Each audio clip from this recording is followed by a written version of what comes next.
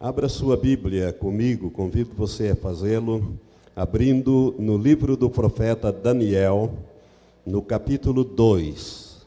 Livro do profeta Daniel, no capítulo 2. Hoje nós vamos falar sobre a estátua do sonho de Nabucodonosor.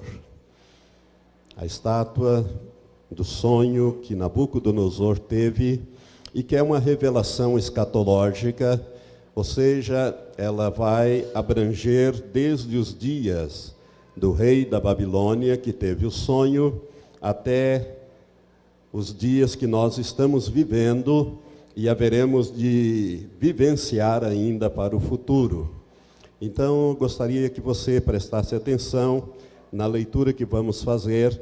Depois você vai poder ler na sua casa todo o capítulo 2, vai ficar mais claro, mas nós vamos, para encurtar um pouco o tempo, ler a partir do versículo 25. Daniel, capítulo 2, a partir do versículo 25.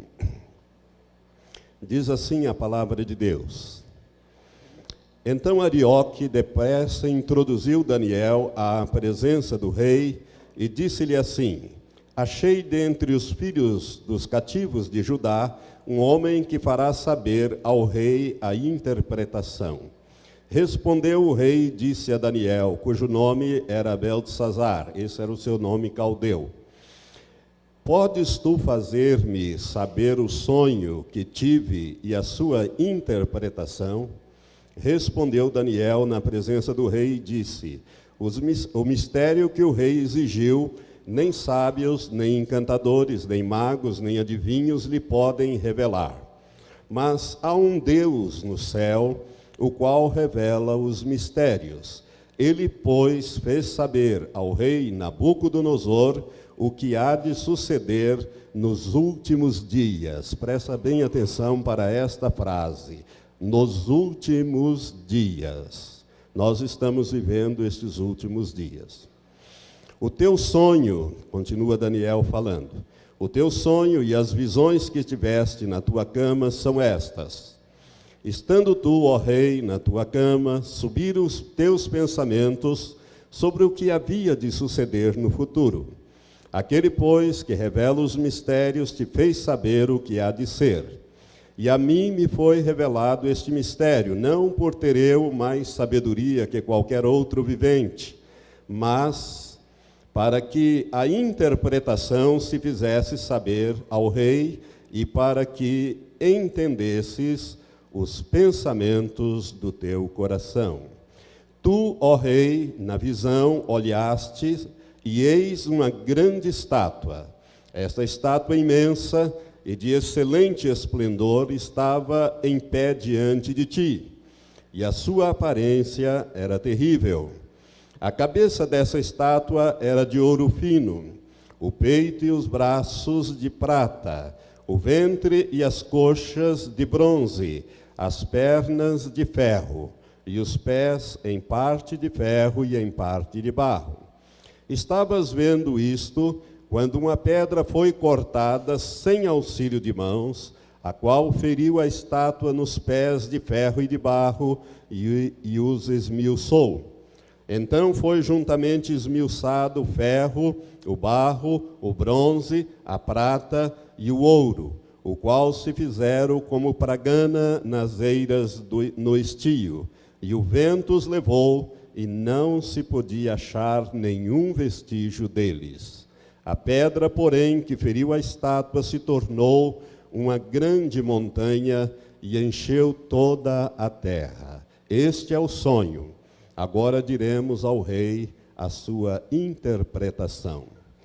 Tu, ó rei, és rei de reis, a quem o Deus do céu tem dado o reino, o poder, a força e a glória, e em cuja mão ele entregou os filhos dos homens, onde quer que habitem, os animais do campo e as aves do céu, e te fez reinar sobre todos eles. Tu és a cabeça de ouro. Depois de ti se levantará outro reino, inferior ao teu, e um terceiro reino de bronze, o qual terá domínio sobre toda a terra. E haverá um quarto reino, forte como o ferro, porquanto o ferro esmiuça e quebra tudo. Como o ferro quebra todas as coisas, assim ele quebrantará e esmiuçará. Quanto ao que viste dos pés e dos dedos, em parte de barro de oleiro e em parte de ferro, isto será um reino dividido. Contudo, haverá nele alguma coisa da firmeza do ferro, pois que viste o ferro misturado com o barro de lodo. E como os dedos dos pés eram em parte de ferro e em parte de barro, assim por uma parte o reino será forte, e por outra será frágil. Quanto ao que viste do ferro misturado com o barro de lodo, misturar-se-ão pelo casamento, mas não se ligarão um ao outro, assim como o ferro não se mistura com o barro. Mas nos dias destes reis, o Deus do céu suscitará um reino que não será jamais destruído, nem passará a soberania desse reino a outro povo, mas esmiuçará e consumirá todos estes reinos e subsistirá para sempre. Porquanto viste que do monte foi cortada uma pedra sem auxílios de mãos, e ela esmiuçou o ferro, o bronze, o barro, a prata e o ouro. O grande Deus faz saber ao rei o que há de suceder no futuro. Certo é o sonho e fiel a sua interpretação. Então o rei Nabucodonosor caiu com o rosto em terra e adorou a Daniel, e ordenou que lhe oferecesse uma oblação e perfumes suaves. Respondeu o rei a Daniel e disse: verdadeiramente o vosso Deus é Deus dos deuses e Senhor dos reis, e é o revelador dos mistérios, pois pudeste revelar este mistério. Então o rei engrandeceu a Daniel, e lhe deu muitas e grandes dádivas, e o pôs por governador sobre toda a província de Babilônia, como também o fez chefe principal de todos os sábios de Babilônia. A pedido de Daniel, o rei constituiu superintendente sobre os negócios da província da Babilônia a Sadraque, Mesaque e Abdenego. Mas Daniel permaneceu na corte do rei. Que Deus abençoe esta palavra ao teu coração. Vamos orar? Pai, nós te louvamos neste instante por esta revelação, ó Pai. Queremos te pedir da tua graça, da tua sabedoria, da tua unção para esta hora.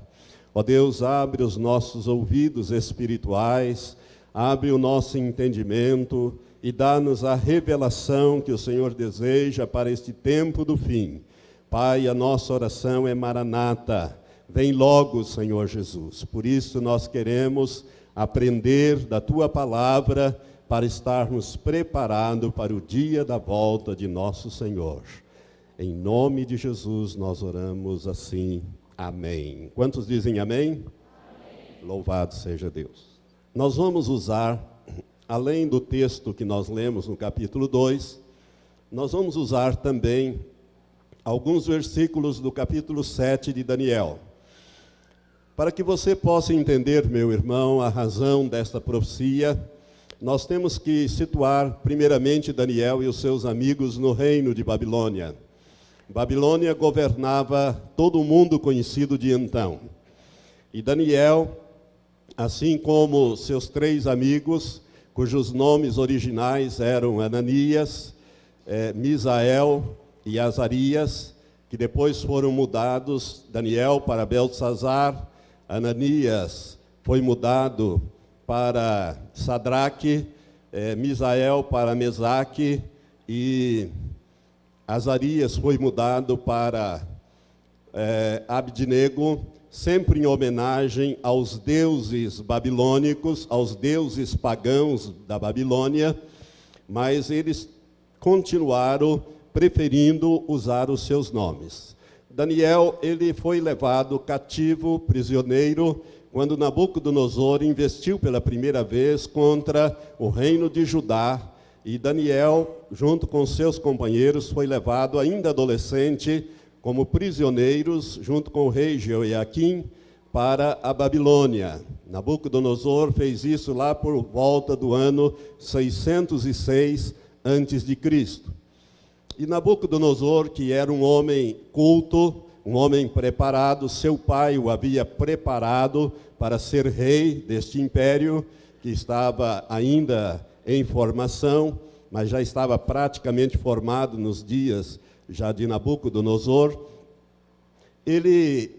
Nabucodonosor manda que todos os nobres que haviam sido capturados dos vários reinos que integravam agora o império da Babilônia, que esses jovens inteligentes, sem defeitos, de boa aparência, eles fossem frequentar uma espécie de um curso, uma escola, durante 3 anos. Eles seriam, então, treinados, a eles seria ensinado toda a língua, a cultura, os costumes e a ciência dos caldeus. E Daniel, Sadraque, Mesaque e Abdinego foram escolhidos para frequentar. Eles propuseram no seu coração não comer das iguarias do rei, mas se alimentar de legumes e de água tão somente, e Deus honrou isto, dando a eles uma capacitação intelectual muito superior a todos os demais príncipes dos reinos conquistados que participaram desse treinamento. Tanto que, ao final de 3 anos, Nabucodonosor os interroga, todos eles, individualmente, e acha a Daniel, Sadraque, Mesaque e Abdinego 10 vezes mais sábios, mais cultos, mais inteligentes do que todos os demais que participaram dessa escola, desse treinamento. E assim Daniel e seus amigos foram constituídos como conselheiros, assessores, principalmente do rei de Babilônia. Acontece que, de acordo com o capítulo 2, uma certa noite, Nabucodonosor deitou, não sei se tinha comido uma boa feijoada, mas ele teve um sonho. E ele ficou muito perturbado com este sonho, porque ele viu uma estátua de um excelente esplendor, mas ao mesmo tempo terrível. E essa estátua, segundo a avaliação de alguns teólogos, ela tinha mais ou menos cerca de 50 metros de altura no seu sonho. E Nabucodonosor acordou apavorado com aquilo, mas ele esqueceu o sonho. Ele não se lembrava mais do sonho, mas sabia que era algo importante.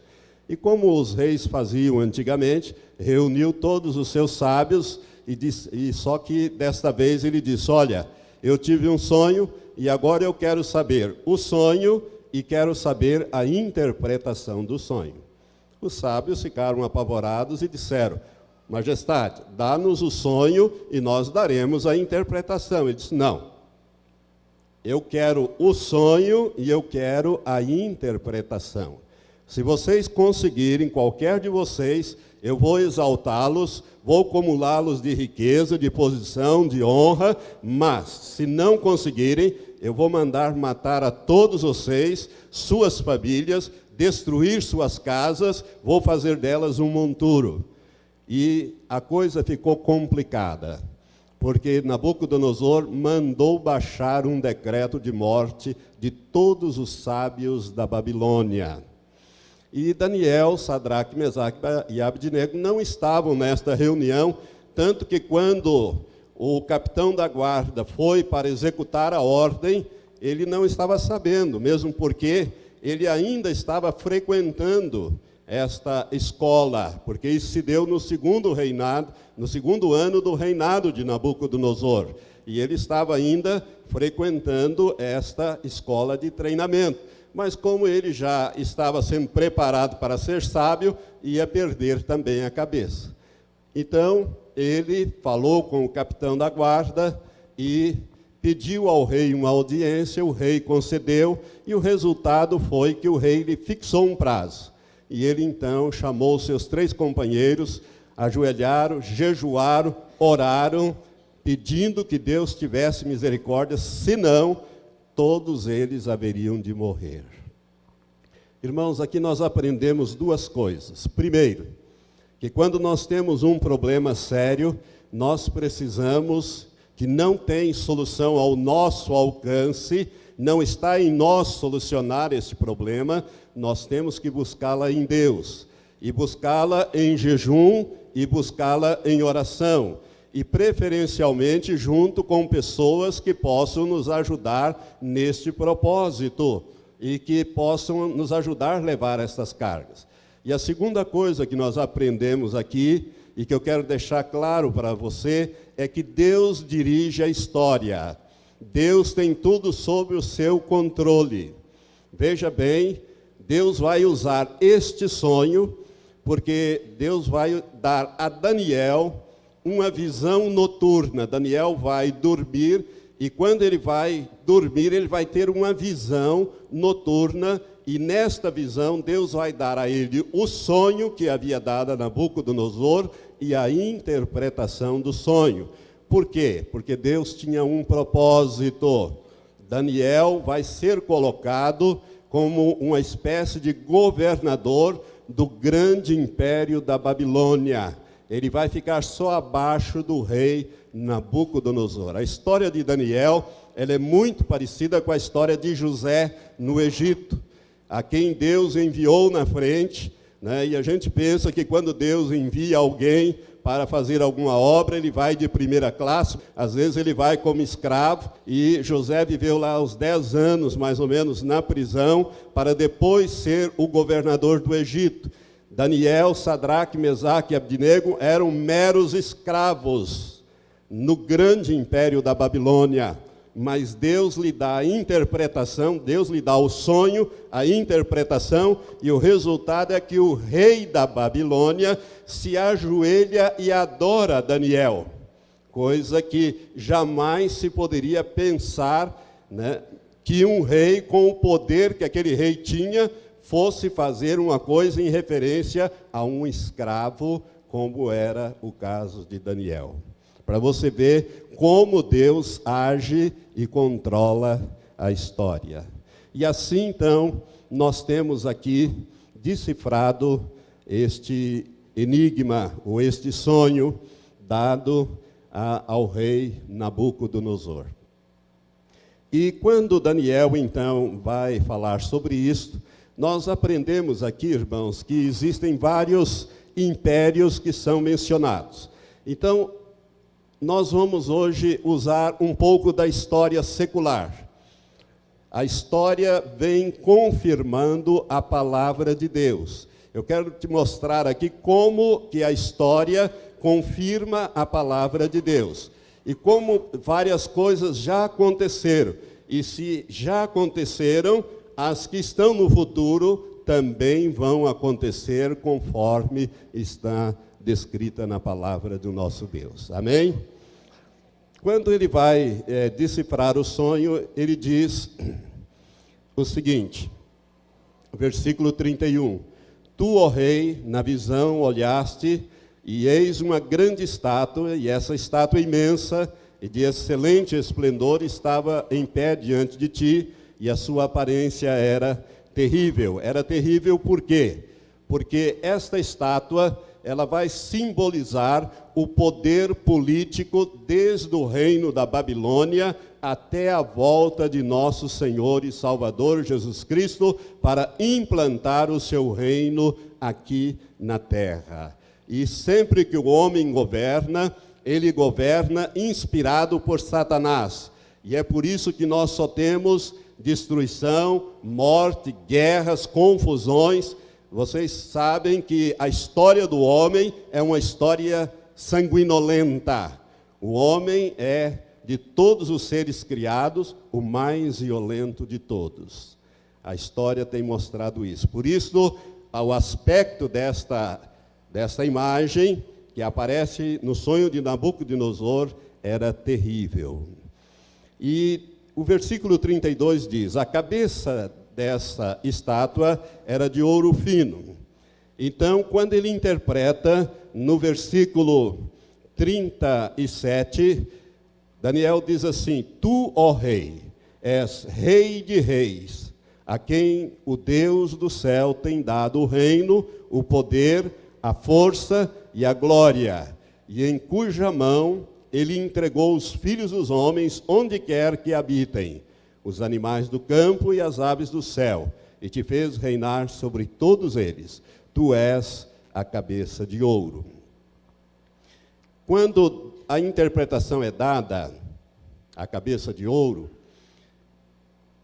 Daniel não diz que Nabucodonosor é rei dos reis. Ele diz, tu és rei de reis. Quem é o rei dos reis? E o Senhor dos senhores? Jesus Cristo. Apocalipse capítulo 19, quando Jesus vem em poder e grande glória, que é o final desta profecia, para tomar posse da terra e implantar o reino de Deus aqui, ele tem escrito na sua coxa, está lá em capítulo 19 do livro do Apocalipse, Rei dos reis e Senhor dos senhores. Nabucodonosor era rei de reis, porque no reino dele haviam vários reis conquistados que eram agora seus vassalos, serviam-no ali, pagavam inclusive tributo e moravam na corte e no reino da Babilônia. Ele era a esplendorosa cabeça de ouro. Agora, como eu disse, a revelação no livro de Daniel ela é progressiva. O capítulo 7, ele vai detalhar melhor estas figuras. Diz assim o capítulo 7, acompanhe a leitura comigo. No primeiro ano de Belsazar, aqui Belsazar já é o neto de Nabucodonosor. Daniel está com mais de 80 anos de idade. Aqui, lá ele estava aí com uns 20 anos, mais ou menos, 18, 20 anos. Aqui ele já tem mais de 80 anos. No primeiro ano do rei Belsazar, rei de Babilônia, teve Daniel na sua cama um sonho e visões da sua cabeça. Então escreveu o sonho e relatou a suma das coisas. Falou Daniel e disse, eu estava olhando numa visão noturna, e eis que os 4 ventos do céu agitavam o mar grande. O mar grande é o mar Mediterrâneo, em torno do qual floresceram todas essas civilizações. E 4 grandes animais, diferentes um dos outros, subiam do mar. O primeiro era como leão, e tinha asas de águia.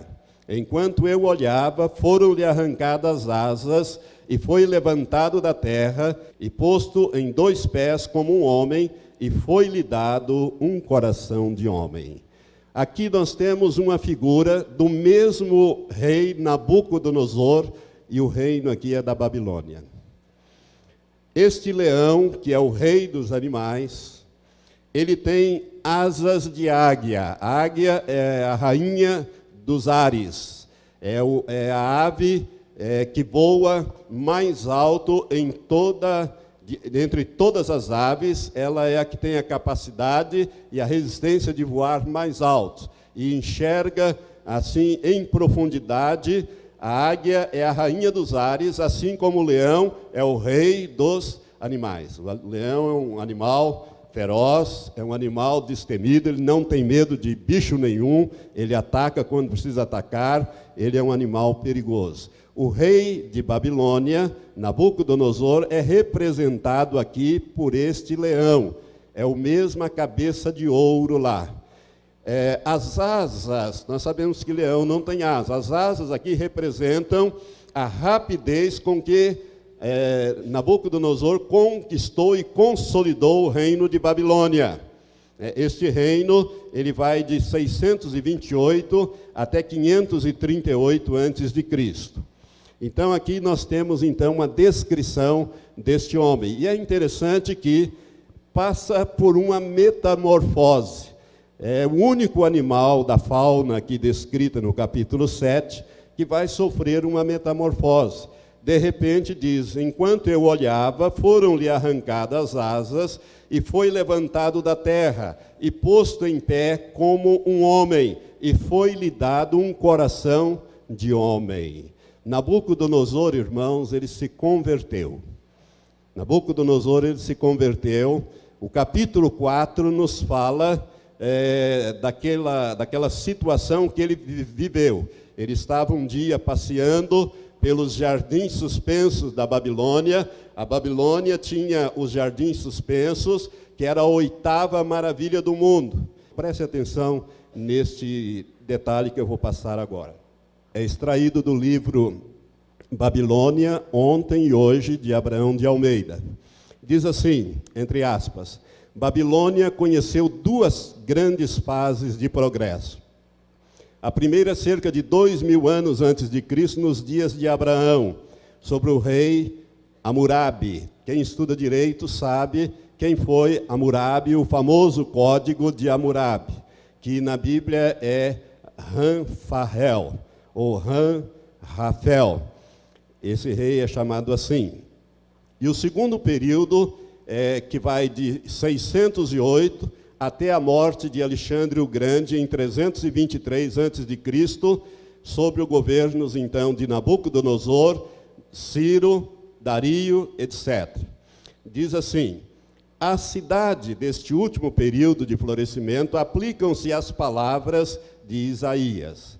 Era, então, a maior e a mais moderna metrópole daquele tempo, ocupando uma área de 576 quilômetros quadrados, com 96 quilômetros de perímetro, ou seja, 24 quilômetros de cada lado. Ela era um quadrado perfeito, tinha 24 quilômetros de cada lado.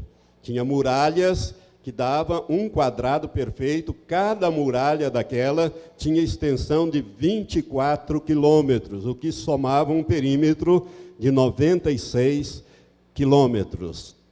Muitas ruas tinham largura de 45 metros por 24 quilômetros de comprimento. As ruas, você pode imaginar, ruas com 45 metros de largura e 24 quilômetros de comprimento, dividiam luxuosos quarteirões com exuberantes jardins e suntuosas residências.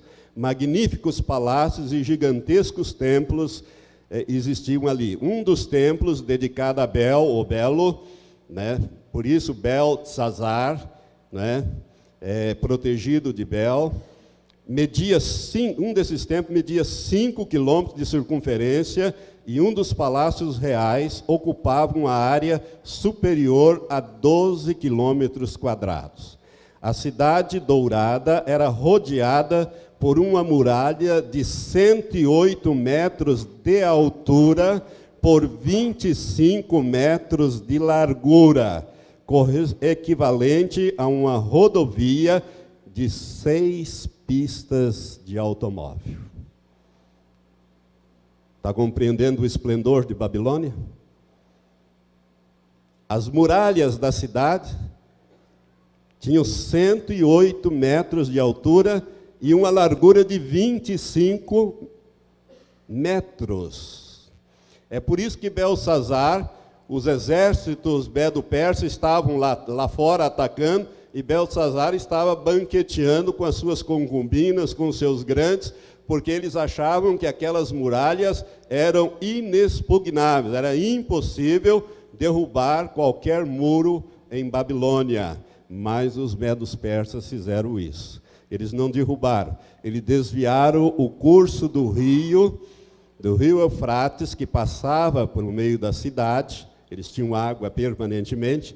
Eles desviaram o curso do rio, e ao desviar o curso do rio, secou-se o leito, e os soldados medo-persas entraram e conquistaram Babilônia. Foi assim que Babilônia foi conquistado pelo Império Medo-Persa. Nabucodonosor, ele passeava pelos seus jardins. Você pode imaginar uma cidade de 24 quilômetros quadrados, assim, 96 quilômetros de perímetro, com avenidas, ruas, muralhas de 108 metros, né, com largura de 25 metros de espessura cada muralha. Era assim que era a grande Babilônia que ele havia construído. Mas diz a palavra de Deus, em Daniel 2, no versículo 39, 38 diz: Tu és a cabeça de ouro. Depois de ti se levantará outro reino inferior ao teu. Este outro reino inferior é o Império Medo-Persa, que conquista a Babilônia no ano 538 a.C. e vai perdurar até o ano 331 a.C. Este Império Medo-Persa, ele é formado de dois reinos: a Média, governada por Dario, e a Pérsia, governada pelo rei Ciro.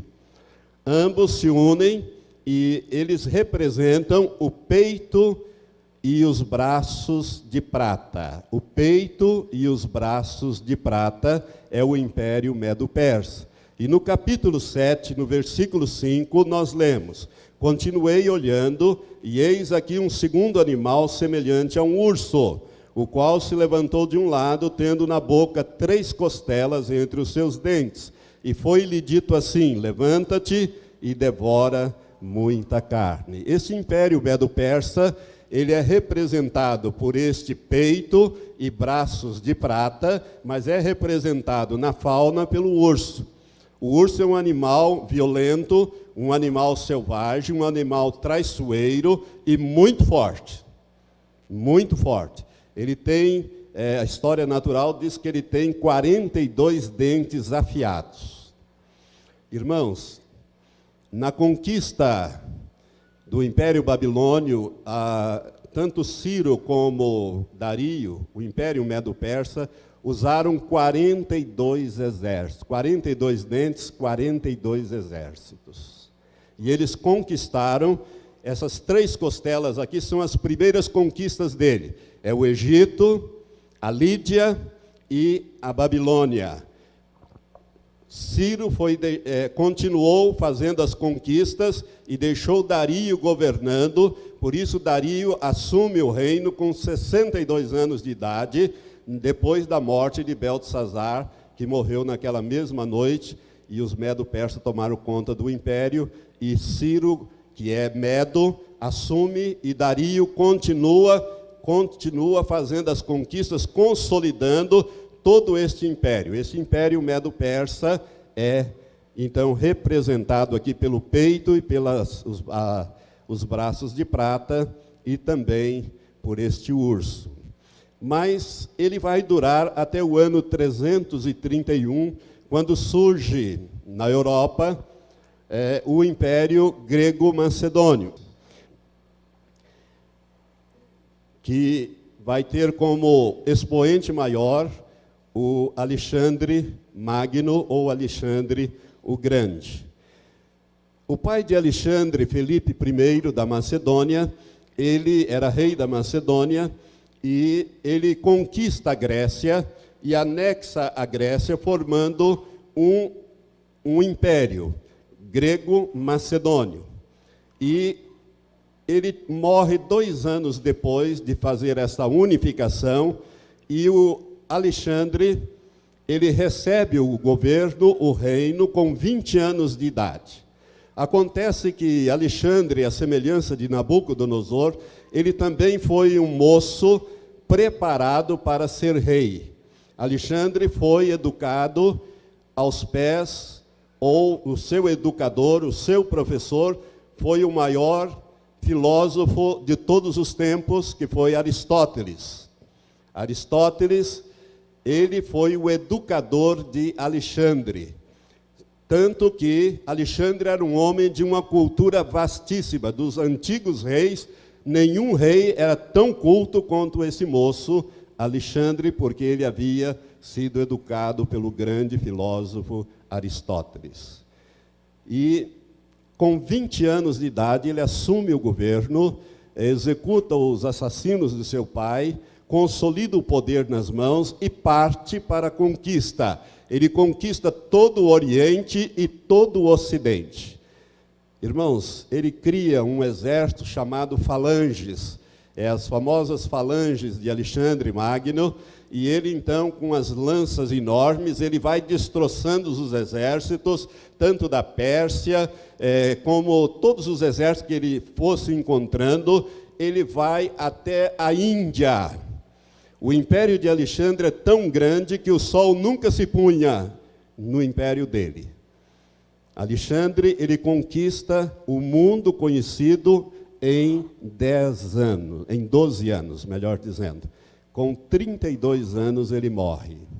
Com 32 anos, não tinha mais nada para conquistar, ele caiu nas orgias, nas bacanais, e ele acaba morrendo prematuramente aos 32 anos.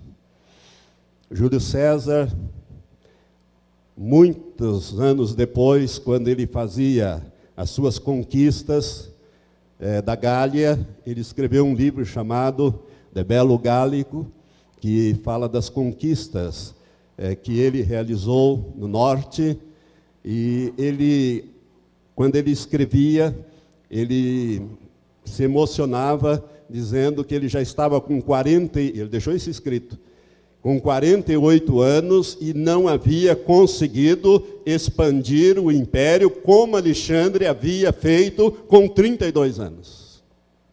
Ele invejava Alexandre, o gênio militar de Alexandre. Alexandre nunca perdeu uma guerra, nunca perdeu uma batalha. E ele então consolida este poder. É o Império Grego-Macedônio, que vai do ano 331 a 168 a.C., representado pelo ventre e as coxas de bronze. As coxas por quê? Porque são dois, Macedônia e Grécia. Macedônia e Grécia unido. E é representado aqui no versículo 6, pelo leopardo. Depois diz, continuei olhando, e eis aqui outro, semelhante a um leopardo, e tinha nas costas 4 asas de ave. Tinha também este animal 4 cabeças, e foi-lhe dado o domínio. Presta atenção, o leopardo não tem asa, nós sabemos que não tem. Mas dos felinos, ele é um dos mais rápidos, se não o mais rápido. É o leopardo e o guepardo. São os dois animais que conseguem correr e manter uma corrida a 90 km por hora. Nenhum animal consegue escapar desses animais quando eles disparam. Eles têm, assim, um pique extraordinário. Agora, imagine, então, um leopardo, que já é ágil, com 4 asas. Aí você tem uma imagem das conquistas de Alexandre. Em 12 anos, ele conquista o mundo inteiro conhecido. Essas asas simbolizam a rapidez com que ele vai conquistar. E esse leopardo, ele tem 4 cabeças. Essas 4 cabeças, irmãos, representam os 4 generais que dividiram o reino de Alexandre. Alexandre, ele teve 2 filhos, mas seus filhos, depois da sua morte, foram assassinados, e 4 dos seus principais generais assumiram o poder e dividiram o império grego-macedônio entre eles. Ptolomeu recebeu o Egito, a Cirenaica e a Arábia, que fica, o Egito, vocês sabem, fica ao sul de Israel. O general Seleuco, Nicator, ele ficou com a Síria e a Babilônia. A Síria, os irmãos sabem, que fica ao norte de Israel. E esses 2 reinos passam a ser muito importantes na história que prossegue nos capítulos 10, 11 e 12, porque se você ler no livro de Daniel, os capítulos 10, 11 e 12, você vai ver uma guerra constante entre os reinos do norte e o reino do sul, o reino do norte e o reino do sul, dessas 2 dinastias, dos Ptolomeus e da dinastia dos Seleucidas. E Cassandro fica com a Macedônia e a Grécia, e o general Lisímaco com a Trácia e a Ásia Menor Ocidental. O reino de Alexandre, ele termina assim. Entretanto, nós devemos ressaltar uma coisa muito importante, que é o helenismo. O helenismo é, através de Alexandre e dos reis que o sucederam, esses 4 reis, a cultura grega, a língua grega e tudo aquilo que nós recebemos do grego até hoje. Eu não sei se você sabe, nós usamos infinitas palavras que provêm da língua grega. Quando você diz cardiologia. Você está falando de cardio, é uma palavra grega que significa coração. Um cardiologista é alguém que conhece bem e cura enfermidades do coração, uma palavra grega. Então, nós temos a cultura grega. E o grego, irmãos, foi mais ou menos como o inglês é hoje. Ele disseminou a cultura grega. Os romanos vieram e suplantaram o Império Grego militarmente, mas foram assambarcados pela cultura grega. Tanto que um romano que se prezava, um romano culto, ele falava perfeitamente o grego. Ele falava o latim, que era a língua oficial deles, mas principalmente o grego. Tanto que a Bíblia, o Velho Testamento, em 186 a.C., traduzido para o grego, na chamada versão Septuaginta, dos 70 sábios da cidade de Alexandria, no Egito, em homenagem a Alexandre, os 70 sábios traduzem do hebraico para o grego. Todas as citações que os apóstolos fazem, que o próprio Jesus fazia, era da Septuaginta em grego, porque o grego era a língua que se falava. Tanto que o Novo Testamento foi escrito praticamente todo ele em grego.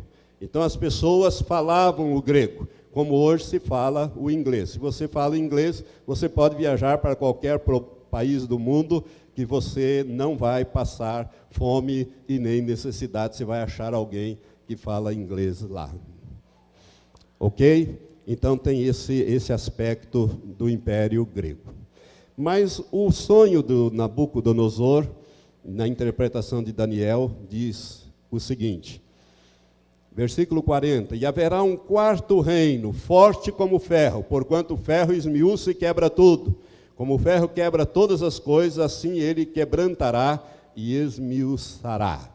Este quarto império, esse quarto reino, é o Império Romano. O Império Romano, ele vem em 168 a.C., ele conquista todo o Império Grego, todos os reinos que estavam na mão dos gregos, e o Império Romano, então, ele vai substituir o Império Grego, a partir do ano 168 e vai antes de Cristo e vai até 476 depois de Cristo.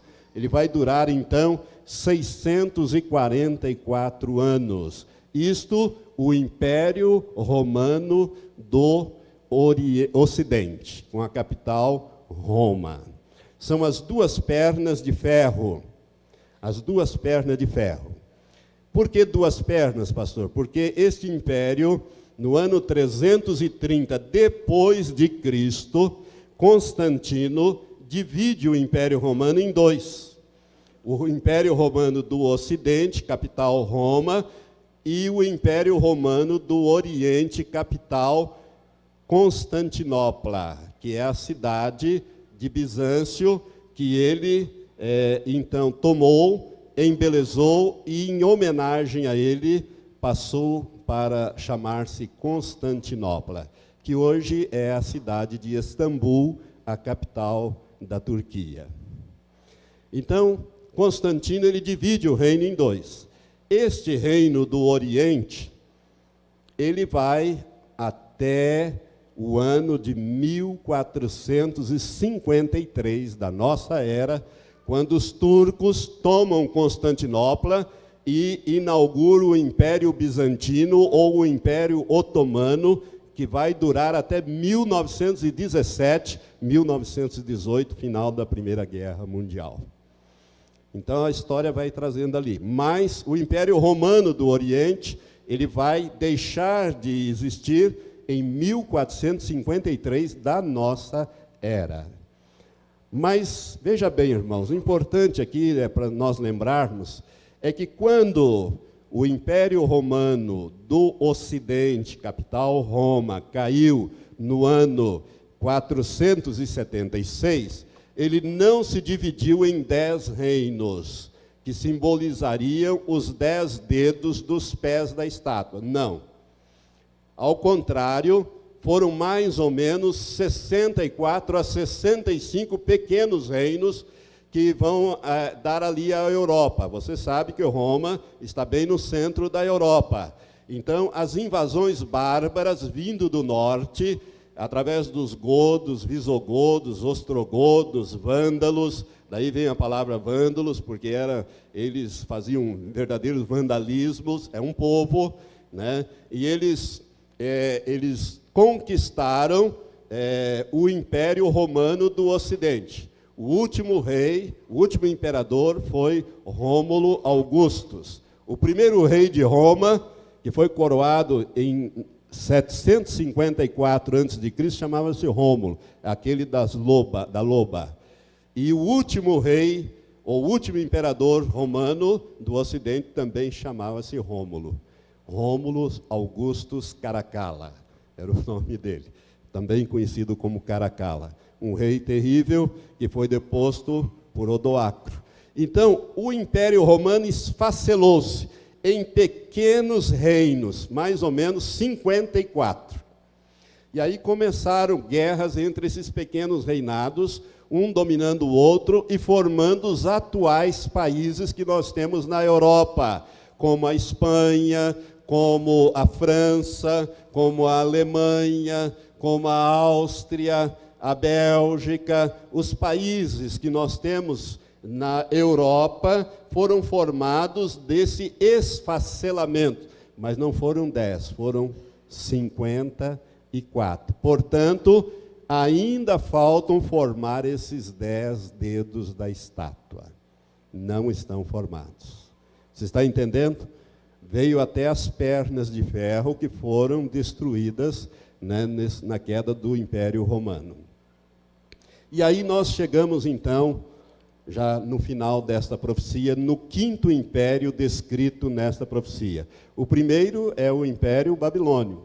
O segundo, Medo-Persa. O terceiro, Grego-Macedônio. O quarto, o Império Romano. Agora o quinto, o Império do Anticristo, que é formado pelos pés e os dedos, em parte de ferro e em parte de barro.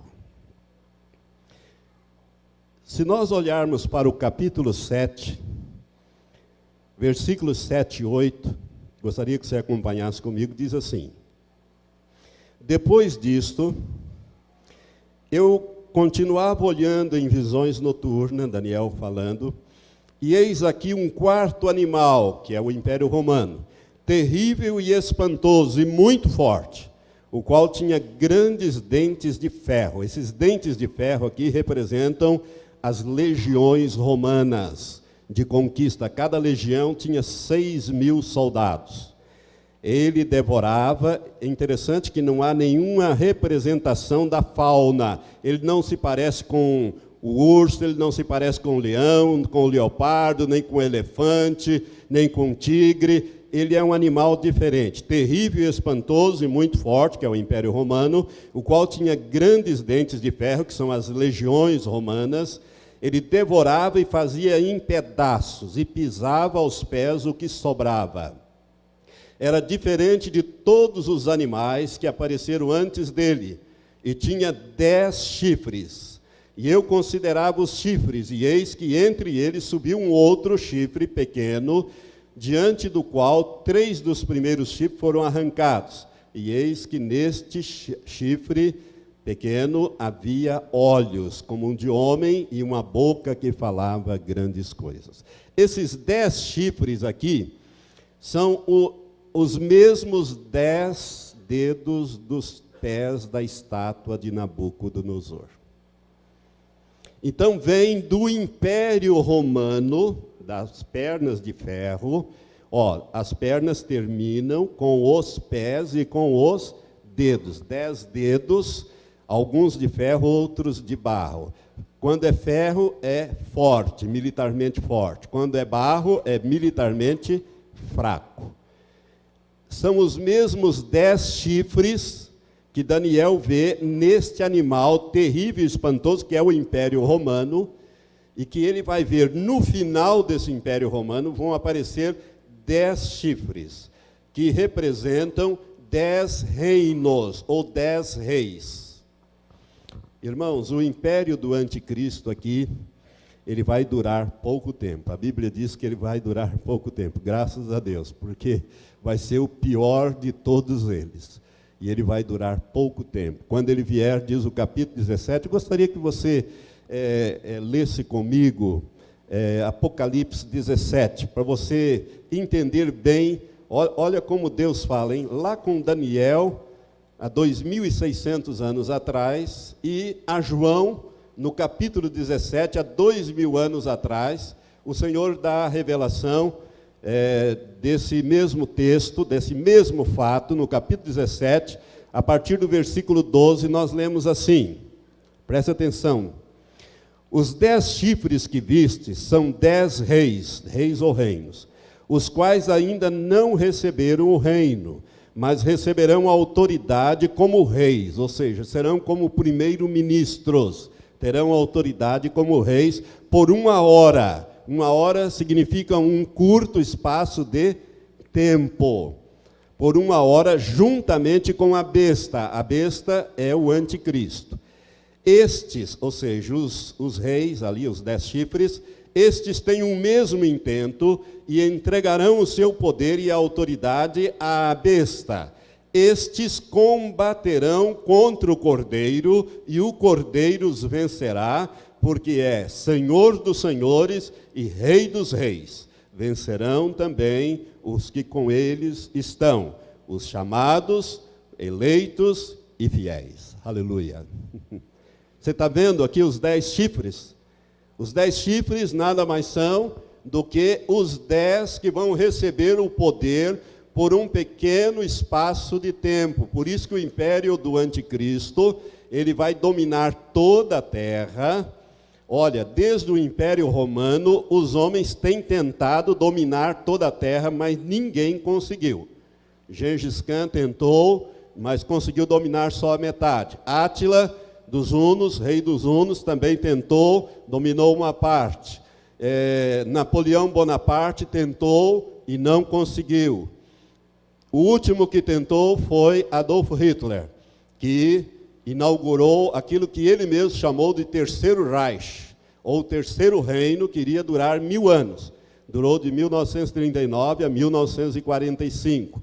Outros também tentaram na Idade Média, mas ninguém conseguiu dominar a terra totalmente, todos os povos da terra. Os últimos que fizeram isso foram os romanos, e o próximo que fará isso será o anticristo, através destes 10 reis que vão entregar o poder. Por isso, irmãos, é que nós estamos vivendo um período extraordinário de unificação.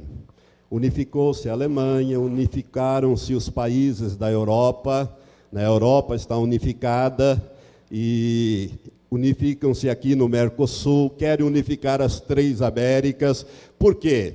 Porque países unificados é mais fácil de dominar do que ficar dominando um por um. Você domina o bloco. E eu quero dizer para você que a besta, que é o anticristo, ele vai controlar a energia, a água e a comida, e os alimentos. E quem controlar essas 3 coisas, controla a terra. E nós estamos partindo para isto. Observe como nós estamos vivendo. Então, como diz aqui, os 10 chifres que viste são os 10 reis, os quais ainda não receberam o reino, mas receberão a autoridade como reis, ou seja, como primeiros ministros, por 1 hora, um período curto, 42 meses ou 3 anos e meio, juntamente com a besta. Eles vão receber junto com a besta. E eles têm o mesmo intento, e vão entregar o seu poder e autoridade à besta. E tanto a besta como estes reinos vão fazer guerra contra o Rei dos reis, o Senhor dos senhores. Ou seja, quando Jesus vier para tomar posse da terra, vai se travar a batalha do Armagedom, porque os reis vão tentar impedir que Jesus tome posse da terra. Esse é o assunto da batalha do Armagedom. Vamos voltar a Daniel, capítulo 2, para nós encerrarmos esse estudo. Então, o império do anticristo, ele vai durar pouco tempo. E aqui, irmãos, representa os 2 pés e os dedos da estátua, como também os 10 chifres, que nós estamos falando e mostrando para os irmãos, que serão os 10 reis que nós já mostramos aqui para os irmãos. Preste atenção numa coisa interessante, quando Jesus veio a primeira vez, não houve nenhum impacto no Império Romano. César Augusto nem tomou conhecimento do nascimento de Jesus de Nazaré, não é verdade? Não houve nem a sua morte, não houve nenhum impacto. Mas quando ele voltar a segunda vez, aí a coisa vai ser diferente. Ele é a pedra que foi cortada da pedreira, sem auxílio de mãos, e foi arrojada contra a estátua. Aonde que ela foi arrojada? Contra a cabeça? Não. Contra o peito? Não. Contra o estômago? Não. Contra as pernas? Não. Contra os pés e os dedos. O reino do anticristo. Por isso que o anticristo vai estar governando quando Jesus voltar em poder e grande glória. Mas primeiro ele virá para arrebatar a igreja. Se você olhar o capítulo 19, quando ele aparece como Rei dos Reis e Senhor dos Senhores, e vai travar a batalha do Armagedon, prender Satanás, os demônios, lançá-los no abismo, prender o anticristo e o falso profeta e lançá-los vivos no lago que arde com fogo e enxofre, você vai ver que ele tem escrito na sua coxa o nome Rei dos Reis e Senhor dos Senhores, e com ele estão os anjos e a igreja. E para nós inaugurarmos aqui o reino milenial. Irmãos, e o último reino que Daniel descreve aqui é a pedra. É a pedra. A pedra que foi cortada sem auxílios de mão. Que pedra é esta?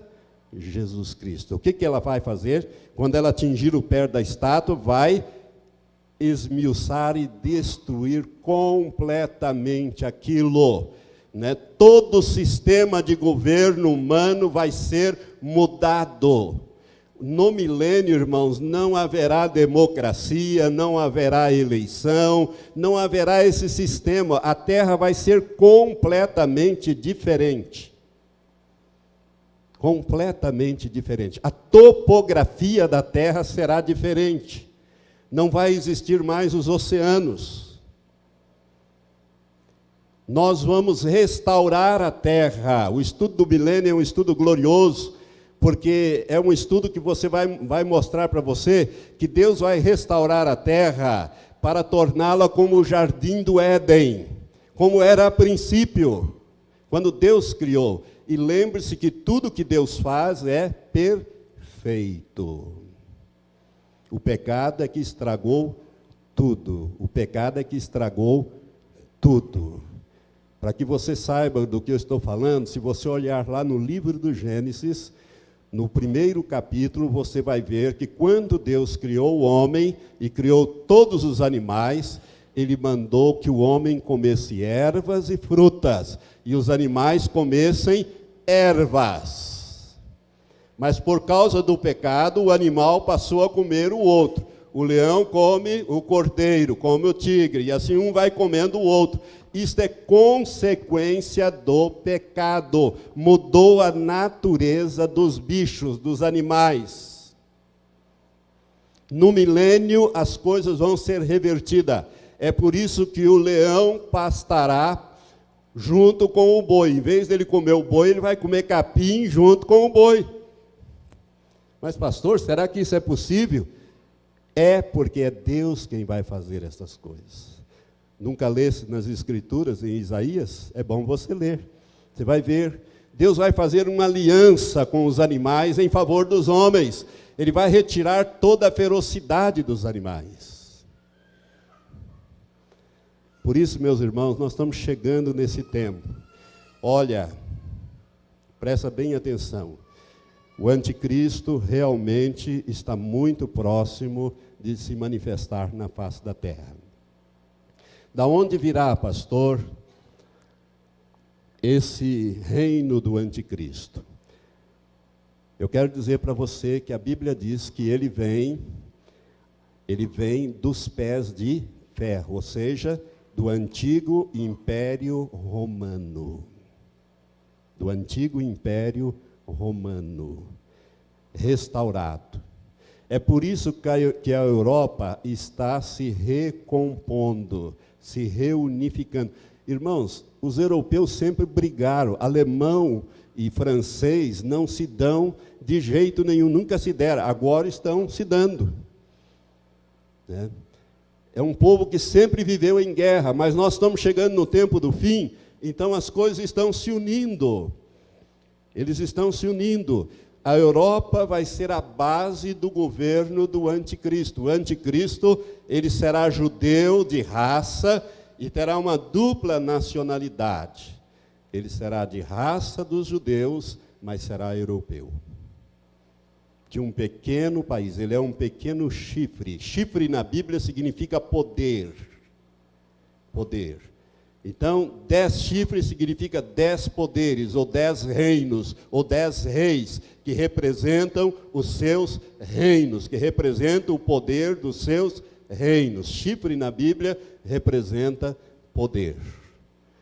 É por isso que Miguel Ângelo, quando ele esculpiu a estátua de Moisés, não sei se você já viu essa estátua, ou uma foto dela, eu tive o privilégio de vê-la lá no Vaticano. Moisés tem 2 chifrinhos assim.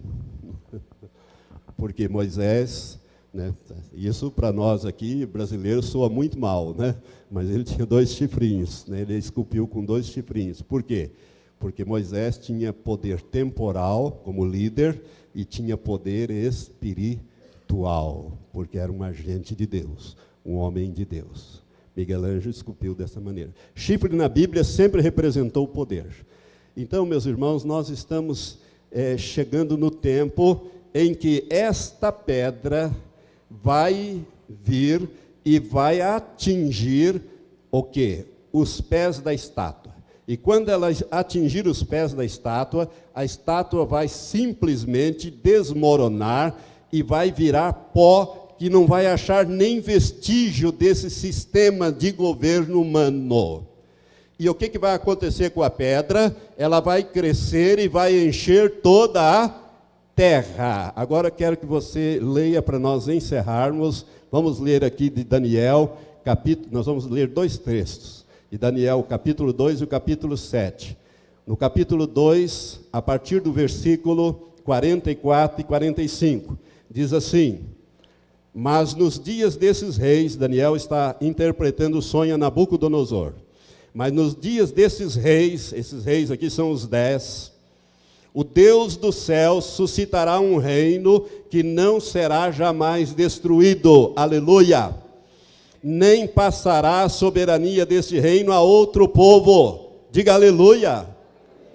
Esse reino é nosso, irmãos. É o reino de Deus aqui na terra. Não vai passar para outro povo, não. Não vai ser destruído e não vai passar para outro povo. Mas esmiuçará e consumará todos estes reinos, os anteriores, e subsistirá para sempre, porquanto viste que do monte foi cortada uma pedra sem auxílio de mão, e ela esmiuçou o ferro, o bronze, o barro, a prata e o ouro. O grande Deus faz saber ao rei o que há de suceder no futuro. Certo é o sonho e fiel a sua interpretação. Aleluia. Agora vamos no capítulo 7 para nós encerrarmos. Capítulo 7, versículos 23 a 28, nós lemos assim. Daniel, então, tem aquela visão desses 4 seres, desses 4 animais, e ele fica muito interessado nesses 10 chifres. E alguém, na visão, alguém celestial, vai dar a interpretação a partir do versículo 23. Assim me disse ele: o 4º animal, que nós sabemos que é o Império Romano, será um 4º reino na terra, o qual será diferente de todos os reinos. Devorará toda a terra, e a pisará aos pés, e a fará em pedaços. Quanto aos 10 chifres, daquele mesmo reino, ou seja, do 4º, se levantarão 10 reis, ou reinos, e depois deles se levantará outro, o qual será diferente dos primeiros, e abaterá 3 reis. Proferirá palavras contra o Altíssimo, que é esse outro é o anticristo.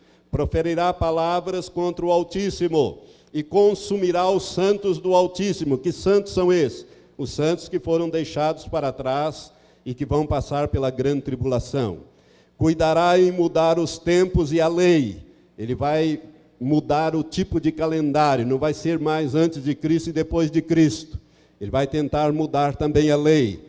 E os santos lhe serão entregues nas mãos por um tempo, que é 1 ano, tempos 2 anos e metade de um tempo, ou seja, 3 anos e meio. Que santos esses que vão ser entregues? Os santos que ficaram para trás e que passarão pela grande tribulação. Agora o versículo 26. Mas o tribunal se assentará em juízo e lhe tirará o domínio para o destruir e para o desfazer até o fim. O reino e o domínio e a grandeza dos reinos debaixo de todo o céu serão dados ao povo dos santos do Altíssimo. O seu reino será um reino eterno e todos os domínios o servirão e lhe obedecerão. Aqui é o fim do assunto. Aleluia. O reino de Deus estabelecido definitivamente na face da terra. Irmãos, nós temos aqui uma descrição profética dos dias de Nabucodonosor até os dias de hoje. E Jesus, é interessante que Jesus certa vez falou sobre isso. Não precisa abrir não, eu vou ler para você. Mateus 21, versículo 42 e 44, Jesus disse assim, preste atenção. Versículo 42, Mateus 21, Jesus disse assim, disse-lhe Jesus, nunca leste nas Escrituras, a pedra que os edificadores rejeitaram, essa foi posta como pedra angular, pelo Senhor foi feito isto, e é maravilhoso aos seus olhos. Que pedra é que os edificadores rejeitaram? A pedra que é Jesus Cristo. Agora ele continua no versículo 44, dizendo sobre essa pedra, e quem cair sobre esta pedra será feito em pedaços, mas aquele sobre quem ela cair será reduzida a pó. Os judeus tropeçaram nesta pedra e foram feitos em pedaços, ou seja, espalhados pelo mundo inteiro, e assim viveram despedaçados como povo durante 1878 anos, sem governo, sem território, sem bandeira, porque tropeçaram na pedra que era Jesus Cristo. Dissera Pôncio Pilatos, governador romano, crucifica-o, crucifica-o. Foram feitos em pedaços. Agora Jesus vem e completa, mas aquele sobre quem esta pedra cair, será reduzida a pó.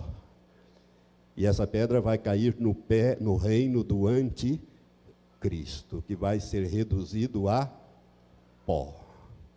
Nunca mais vai se ouvir falar deste reino, ou da existência deste reino na face da terra, porque a pedra vai crescer e tomar conta de toda a terra. Aleluia. Vamos ficar em pé. Você faz parte deste reino, meu irmão? Você pertence a Jesus de Nazaré? Você foi comprado com preço de sangue? Se você foi, você faz parte deste reino. Está chegando o dia, está chegando a hora, como nós cantamos de vez em quando, né? Em que Jesus vai voltar e vai estabelecer o seu reino aqui. E nós vamos governar essa terra, não do jeito que os homens governam, com a corrupção que tem aí, com os desmandos, com as violências e tudo mais.